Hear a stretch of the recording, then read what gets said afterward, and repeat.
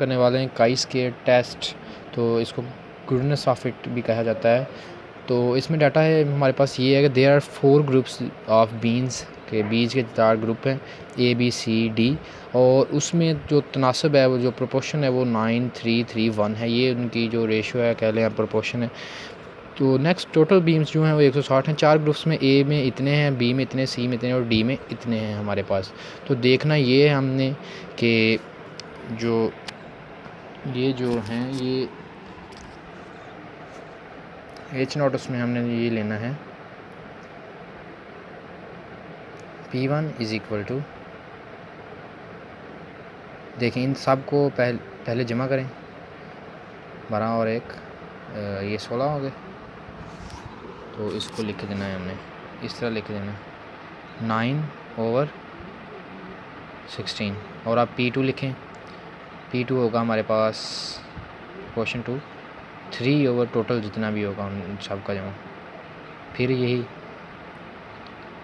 3/16। तो इसके बाद क्या है 1 है, इसके बाद 1 P4 जो है वो 1/16 है। इसमें H0 जो है वो हमने ये लिखा है, और इसमें अब H1 जो होगा वो लिखते हैं। H1 हमारे पास है कि P1 PI या P1 कह लें, PI is not equal to PIO। इसका मतलब ये है कि जो P1 है वो P16, जो P1 है वो एक साइड पे है तो उसको PI कह लें, और 9/16 है उसको हम PIO कह सकते हैं। इसी तरह ये सब के लिए कह रहा है कि PI is equal not equal to PIO for at least 1 I, इनमें से एक जो वैल्यू इनके लिए P बराबर नहीं है PIO के, वैल्यू आपस में बराबर नहीं है। ठीक है, ये जो वैल्यूज़ हैं वो आपस में, जो मैंने आपको पहले बताया कि PI साइड वाला लेफ़्ट साइड वाला और PIO राइट साइड वाली जो वैल्यू है उसको कहते हैं।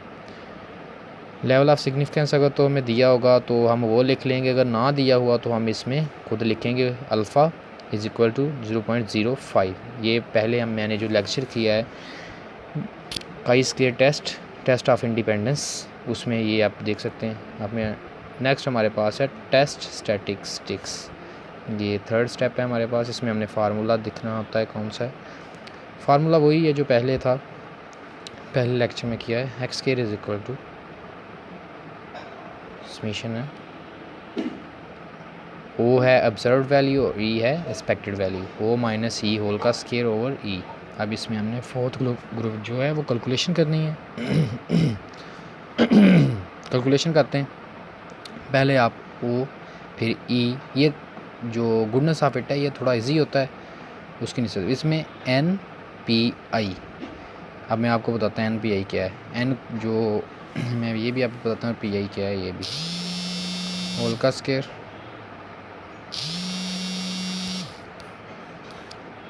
और नेक्स्ट देखते हैं।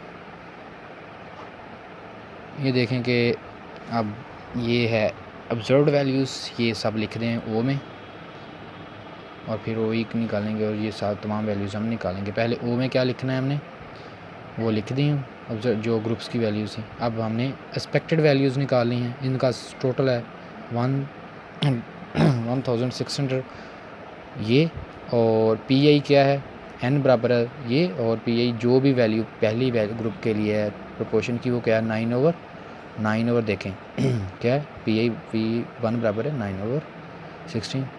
तो ये बराबर हमारे पास वैल्यू जो भी आएगी ये तमाम इसी तरह हमने दूसरे में भी क्या करना है, दूसरे में 3/16 हो जाएगी, तीसरे में भी 3/16 और चौथे में 1/16, और जो n है वो इसी के बराबर रहेगा। तो ये हमारे पास तमाम वैल्यूज़ अवेलेबल हैं। ठीक है, अब हमने निकालना है O minus E, O minus C निकालते हैं अभी और इधर पेस्ट करते हैं। फिर O माइनस E, ये हमारे पास वैल्यू आ गई। O माइनस E होल का स्क्वायर ओवर E, ये अब वैल्यू निकालते हैं। ये हमारे पास वैल्यूज़ देख लें आप, ये आ गई हैं हमारे पास वैल्यूज़। अब हम इनको करते हैं और बाद में इनका सम इधर भी लिखना है, O माइनस E होल का स्क्वायर, ये अब आ गई वैल्यू सारी, और उसके बाद हम इसका सम इधर लिखेंगे O माइनस E होल का स्क्वायर ओवर E की वैल्यू। ठीक है, अब ये 4.72 हमारे पास वैल्यू आ गई है। तो अब हमने क्या करना है, अब हमने सिंपल जो पहले स्टेप किया पहले क्वेश्चन में, अब क्रिटिकल वैल्यू वो निकालते हैं, क्रिटिकल वैल्यू निकालते हैं। इसमें क्या है, अल्फ़ा डिग्री ऑफ फ्रीडम। अब इसमें क्या है डिग्री ऑफ फ्रीडम, वो भी देखते हैं। पहले सवाल की तरह इसमें डिग्री ऑफ फ्रीडम होगी 0.05 और इधर n-1।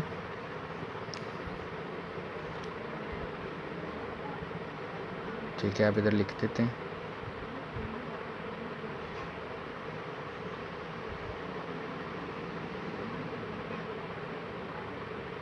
ये है हमारे पास तमाम टोटल वैल्यूज़, इनमें से एक माइनस कर लें। और ये हमारे पास जो डिग्री ऑफ फ्रीडम जो है वो 3 आ गई। 4 वैल्यू हैं तो डिग्री ऑफ फ्रीडम 3 आ गई। अल्फ़ा 0.05, डिग्री ऑफ फ्रीडम 3 है। तो इसमें हमने टेबल वैल्यू देखनी है। टेबल वैल्यू देख लेते हैं इसकी। ये डिग्री ऑफ फ्रीडम 3 और इसके सामने 0.05 वाली वैल्यू ये 7.815 ये वैल्यू है हमारे पास। ये हमारे पास क्या आ गई, क्रिटिकल वैल्यू आ गई। अब हमने क्रिटिकल रीजन निकालना है। तो क्रिटिकल रीजन जो एक्स केयर्स की वैल्यू इससे बड़ी होंगी वो क्रिटिकल रीजन होगा। एक्स केयर्स की तमाम वैल्यू जो इससे बड़ी होंगी उसको हम क्या कहेंगे, क्रिटिकल रीजन कहेंगे। किस तरह लिखना है इसको, एक्स मीन्स के काई स्केयर, ये देखें क्रिटिकल वैल्यू अल्फ़ा और ये तो आई एक्स केयर्स की तमाम वैल्यू जो 7.815 से बड़ी हैं वो क्रिटिकल रीजन में आएंगी। तो अब इधर 7.815 लिख लें और इस साइड पे तमाम वैल्यूज़ हैं वो क्रिटिकल रीजन में हैं। अब देखें कि जो हमारी वैल्यू है वो किस में लाइक कर रही है। जो हमने कैलकुलेटेड वैल्यू निकाली थी एक्स केयर की वैल्यू क्या है वो हम देखते हैं वो किस जगह लाइक करती है। एक्स केयर की वैल्यू है 4.72, तो इस साइड पे आ रही है, ये एक्सेप्टेंस रीजन में आ रही है। कैलकुलेटेड वैल्यू किस में, एक्सेप्टेंस रीजन में है। तो जब हम एक्सेप्टेंस रीजन में वैल्यू फॉल करें तो हम H0 को एक्सेप्ट कर देते हैं कंक्लूजन में, ये एक्सेप्टेंस रीजन कहलाता है। तो अब ये वैल्यू इसमें फॉल कर रही है। अब कंक्लूजन लिखते हैं, इसका जो छठा स्टेप है इसमें हम लिखेंगे एज कैलकुलेटेड वैल्यू 4.72 है, फॉल कर रही है, फॉल्स इन एक्सेप्टेंस रीजन,